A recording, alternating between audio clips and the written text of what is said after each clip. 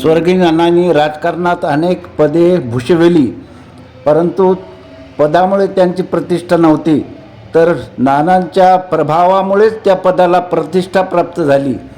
अशा प्रकारचं व्यक्तिमत्व नानांचं होतं. त्यांचे कार्य, त्यांचे शिकवण, त्यांचा आदर्श यांना उजाळा देण्याचा हा दिवस, त्यांच्या प्रेरणेबद्दल कृतज्ञता व्यक्त करण्याचा आजचा पुण्यतिथीचा दिवस. नाना हे स्वातंत्र्य सैनिक होते. राजकारणात अनेकांचे आदर्श प्रेरणास्थान होते. आजही त्यांच्या कार्याचा गौरव केला जातो. सूर्य मावळला तरी संधिप्रकाश रूपाने वाटचाल करण्यास मदत करत असतो. पुण्यतिथीच्या निमित्ताने त्यांच्या आदर्श जीवनातून प्रेरणा घेऊन वाटचाल करूया. नानांच्या आशीर्वादाने, नानांच्या प्रेरणेने, त्यांच्या आदर्शावर वाटचाल करणारे त्यांचे सुपुत्र माननीय भाऊरावजी पाटील गोरेगावकर, माजी आमदार हिंगोली, त्याचप्रमाणे श्री सुनील पाटील गोरेगावकर, माजी जिल्हा परिषद उपाध्यक्ष हिंगोली, यांच्यासोबत त्यांच्या आदर्शावर वाटचाल करत त्या पूर्ण करण्याचा प्रयत्न करूया.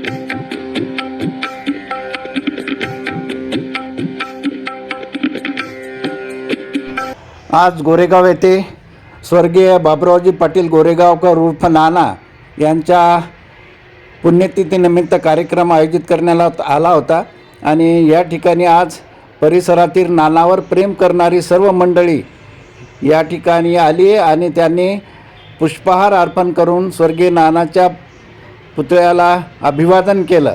दरवर्षी हा कार्यक्रम आयोजित केला जातो. यावर्षीसुद्धा या कार्यक्रमाचं आयोजन करण्यात आलं होतं आणि नानावर प्रेम करणारी आणि माजी आमदार भाऊरावजी पाटील गोरेगावकर, सुनील पाटील गोरेगावकर यांच्या नेहमी संपर्कात असलेली आणि त्यांच्यावर प्रेम करणारी सर्व मंडळी आज या ठिकाणी आली.